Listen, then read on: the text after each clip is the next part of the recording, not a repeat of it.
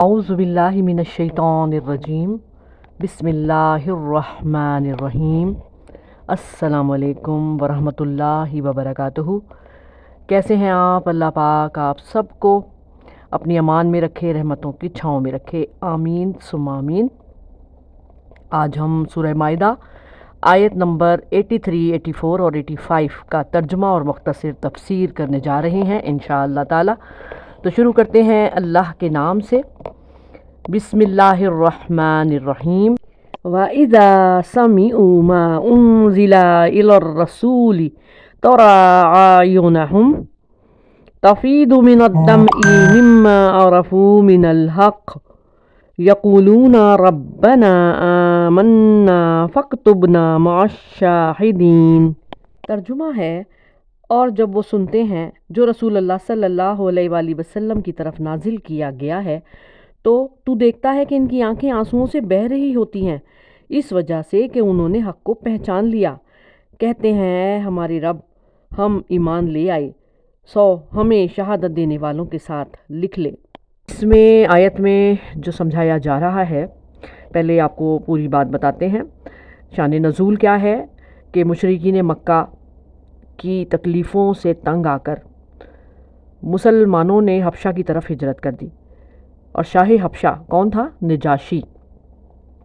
اس کے ساتھ قریش مکہ کے بہت زیادہ تجارتی تعلقات تھے۔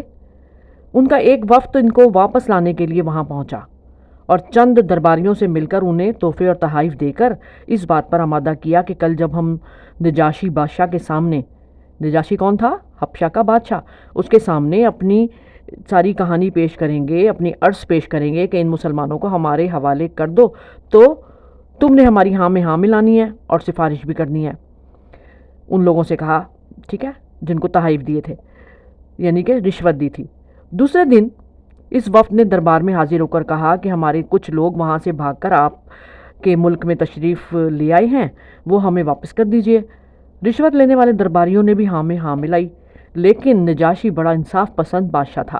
اس نے کہا جب تک دوسرے فریق کی بات نہیں سنوں گا میں انہیں تمہارے حوالے نہیں کر سکتا۔ چنانچہ دوسرے دن مہاجر مسلمانوں کو دربار میں بلا کر ان کا بھی بیان لیا گیا۔ جب انہوں نے ان مشرکوں کی ایذا رسانیوں، تکلیفوں کو جو وہ مسلمانوں کو دیتے تھے وہ سنائیں اور اپنی مظلومیت کی داستان شاہ حبشہ کو سنائی، تو اس نے مشرکین مکہ کو صاف صاف جواب دے دیا کہ میں ان مسلمانوں کو تمہارے حوالے نہیں کروں گا۔ آخرکار وہ اپنا سموں لے کر رہ گئے اور چلے گئے۔ اسی وفد کے ایک آدمی کو ایک تدبیر سوجھی جس کی کامیابی اسے یقینی محسوس ہونے لگی۔ وہ اپنے ساتھیوں سے کہنے لگا، ہم کل پھر دربار میں پیش ہوں گے اور میں ایک ایسی بات پیش کروں گا کہ بادشاہ خود ان مسلمانوں کو ہمارے حوالے کر دے گا۔ اور وہ بات یہ تھی کہ اس وقت تک پورے عیسائی دنیا میں عیسیٰ علیہ السلام کے ابن اللہ ہونے کا عقیدہ پکا ہو گیا تھا، جبکہ مسلمان انہیں ابن اللہ نہیں مانتے تھے، یعنی کہ اللہ کا بیٹا، فقط اللہ کا رسول اور اس کا کلمہ ہی سمجھتے تھے۔ چنانچہ دوسرے دن یہ وفد دربار میں حاضر ہوا اور نجاشی سے کہا، ان مفرور بے دینیوں سے آپ یہ تو پوچھیں کہ وہ عیسیٰ علیہ السلام کے بارے میں کیا عقیدہ رکھتے ہیں، اور کچھ غلط سلط باتیں بھی بتائیں۔ دوسرے دن پھر مسلمانوں کی دربار میں طلبی ہو گئی، بادشاہ کے سامنے آئے۔ انہیں یہ معلوم ہو چکا تھا کہ کفار مکہ نے اب ہم پر جو نیا وار کیا ہے وہ کس قسم کا ہے۔ بہرحال ان مظلوم مسلمانوں نے آپس میں یہی طے کیا کہ جو بات بھی کہیں گے سچ ہی کہیں گے، خواہ ہمیں اس کی کتنی ہی بڑی سزا کیوں نہ بھگتنی پڑے۔ مسلمانوں نے اس غرض کے لیے سیدنا جعفر طیار کو، جو کہ حضرت علی کرم اللہ وجہہ کے بھائی تھے، اپنا نمائندہ منتخب کیا۔ دوسرے دن جب نجاشی نے مسلمانوں سے سیدنا عیسیٰ علیہ السلام کے متعلق سوال کیا تو جعفر طیار رضی اللہ تعالی عنہ نے جواب میں کہا، سورہ مریم کی کچھ آیتیں پڑھ کر سنا دی۔ یہ آیات سن کر نجاشی نے ایک تنکا اٹھایا اور مسلمانوں سے کہنے لگا، واللہ جو کچھ تم نے کہا عیسیٰ علیہ السلام اس تنکے کے برابر بھی اس سے زیادہ نہیں ہے۔ نجاشی کے اس تبصرے پر درباری بھی برہم ہونے لگے اور قریشی سفارت کی تمام امیدوں پر پانی پڑ گیا، مگر نجاشی نے کسی کی بھی پرواہ نہ کی اور مسلمانوں کو اپنے ملک میں رہنے کی کھلے دل سے اجازت دے دی، اور وفد کو بری طرح ذلیل ہو کر واپس آنا پڑا۔ اس واقعے کے کئی سال بعد نجاشی نے 70 نو مسلم عیسائیوں پر مشتمل ایک وفد مدینے رسول اللہ صلی اللہ علیہ وسلم کی خدمت میں روانہ کیا۔ یہ لوگ اتنے نرم دل ہو گئے تھے کہ یہ لوگ جب قرآن سنتے تو ان پر رقت طاری ہو جاتی اور وفور جذبات سے آنسو بہنے لگتے اور زبان سے ربنا آمنا کہنا شروع کر دیتے۔ اس آیت میں انہی لوگوں کی کیفیت بیان کی جا رہی ہے۔ نجاشی نے حبشہ سے جو ہے ایک وفد نبی صلی اللہ علیہ وسلم کے پاس بھیجا مسلمان ہونے کے لیے۔ وہ خود نہ گیا لیکن وہ مسلمان ہو چکا تھا، اور اس پر واضح دلیل یہ ہے کہ جب وہ فوت ہوا تو آپ صلی اللہ علیہ وسلم نے مسلمانوں کو اس کی وفات کی خبر دی، پھر اس پر غائبانہ نماز جنازہ پڑھی۔ یہ بخاری شریف کی روایت ہے جو کہ آپ کو سنائی گئی ہے، اور تفصیل کچھ یوں ہے کہ جب مسلمانوں کو حبشہ سے نکالنے کا مطالبہ لے کر مشرکین مکہ کا وفد نجاشی کے پاس آیا تھا تو اس نے مسلمانوں کو اپنے دربار میں بلا کر ان کا موقف سنا تھا۔ اس موقع پر نبی صلی اللہ علیہ وسلم کے چچا زاد بھائی حضرت علی کرم اللہ وجہہ کے بھائی جعفر ابن ابی طالب نے نجاشی کے دربار میں بہت مؤثر تقریر کی تھی، جس سے نجاشی کے دل میں مسلمانوں کی عظمت اور محبت بڑھ گئی تھی، اور اسے اندازہ ہو گیا تھا کہ حضرت صلی اللہ علیہ وسلم وہی آخری نبی ہیں جن کی پیشن گوئی تورات اور انجیل میں کی گئی تھی۔ چنانچہ جب حضرت صلی اللہ علیہ وسلم مدینہ منورہ تشریف لے گئے تو نجاشی نے اپنے علماء اور راہبوں کا ایک وفد آپ کی خدمت میں بھیجا۔ حضرت صلی اللہ علیہ وسلم نے ان کے سامنے سورہ یاسین کی تلاوت فرمائی، جسے سن کر ان کی لوگوں کی آنکھوں میں سے آنسو بہنے لگے، اور انہوں نے کہا کہ یہ کلام اس کلام کے بہت مشابہ ہے جو حضرت عیسیٰ علیہ السلام پر نازل ہوا تھا۔ چنانچہ سب لوگ مسلمان ہو گئے، اور جب واپس حبشہ گئے تو نجاشی نے بھی اسلام قبول کرنے کا اعلان کر دیا۔ ان آیات میں اسی واقعے کی طرف اشارہ ہے۔ اگلی آیت دیکھتے ہیں۔ بسم اللہ الرحمن الرحیم۔ وما لنا لا نؤمن باللہ وما جاءنا من الحق ونطمع ان يدخلنا ربنا مع القوم الصالحین۔ اور ہمیں کیا ہے کہ ہم اللہ پر اور اس چیز پر ایمان نہ لائیں جو حق میں سے ہمارے پاس آئی ہے، اور یہ طمع نہ رکھیں کہ ہمارا رب ہمیں نیک لوگوں کے ساتھ داخل کر لے گا۔ حبشہ، جہاں مسلمان مکی زندگی میں 2 مرتبہ ہجرت کر کے گئے تھے، وہاں نجاشی کی حکومت تھی۔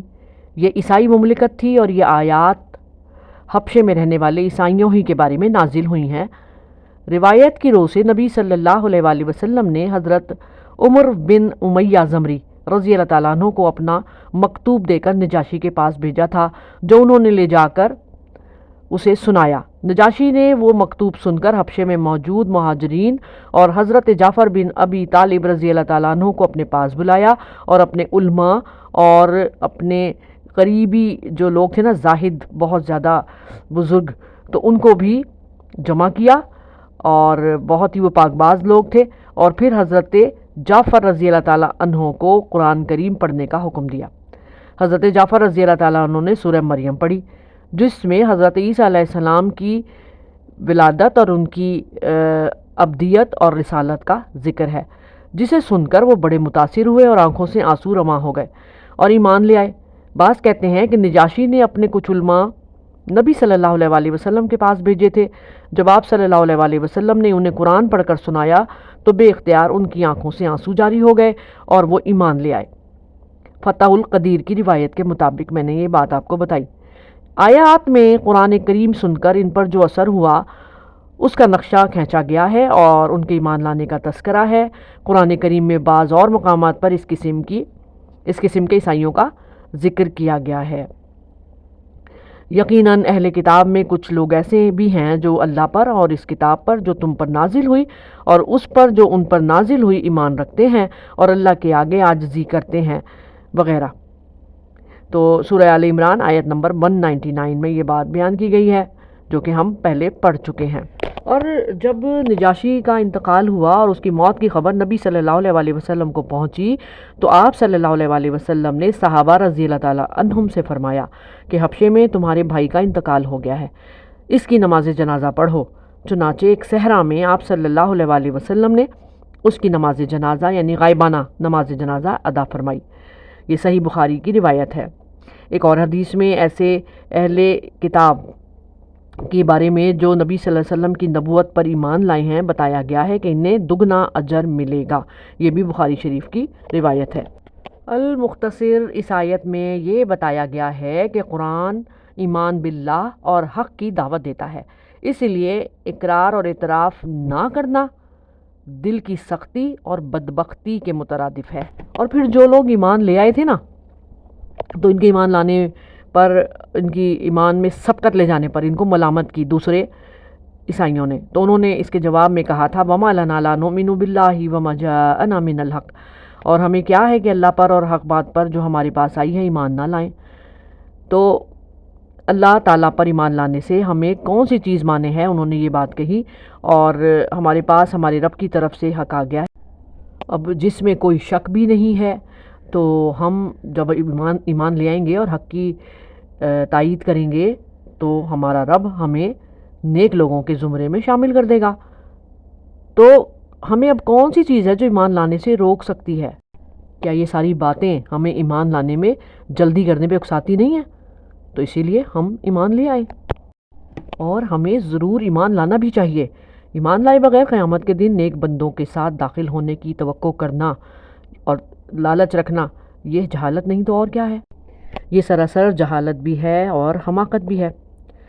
تو اللہ تعالیٰ نے اگلی آیت میں فرمایا بسم اللہ الرحمن الرحیم فَأَصَابَهُمُ اللَّهُ بِمَا قَالُوا جَنَّاتٍ تَجْرِي مِن تَحْتِهَا الْأَنْهَارُ خَالِدِينَ فِيهَا وَذَلِكَ جَزَاءُ الْمُحْسِنِينَ۔ تو اللہ نے اس کے بدلے میں جو انہوں نے کہا، انہیں ایسے باغات دیے جن کے نیچے سے نہریں بہتی ہیں، ان میں ہمیشہ رہنے والے، اور یہی نیکی کرنے والوں کی جزا ہے۔ پس اللہ تعالیٰ نے ان کے اس ایمان لانے کو قبول کیا اور ان کو اس کا بدلہ دیا۔ انہوں نے ایمان لانے کی بات کی، زبان سے ایمان کا اقرار کیا اور حق کی تصدیق کی، تو جنات تجری من تحتہا الانہار خالدین فیہا وذالک جزاء المحسنین کا مطلب کہ باغات کا جن کے نیچے نہریں بہتی ہیں وہ ان میں ہمیشہ رہنے والے ہیں، اور یہ بدلہ ہے نیکوکاروں کا۔ یہ آیات کریمہ ان عیسائیوں کے بارے میں نازل ہوئی ہیں جو کہ حضرت محمد مصطفیٰ صلی اللہ علیہ وآلہ وسلم پر ایمان لے آئے تھے، مثلا نجاشی اور دیگر ایمان لانے والے عیسائی۔ اسی طرح ان کے اندر ایسے لوگ پائے جاتے ہیں اور پائے جاتے رہیں گے جو دین اسلام کو اختیار کریں گے، اور ان کو پتہ چل جائے گا کہ اب ان کا دین اسلام کے سامنے باطل ہو چکا ہے، اور یہ بات ان پہ واضح ہو جائے گی۔ یہ لوگ یہودیوں اور مشرکین سے اسلام کے زیادہ قریب ہیں۔ مختصراً یہ کہ جن لوگوں نے حق پا لیا، یعنی کہ اسلام کو پا لیا، اسلام لے آئے، پھر وہ دوسروں سے کہتے ہیں کہ ہم کیوں نہ اللہ پر ایمان لائیں جو ہمیں جنت میں داخل کرے گا۔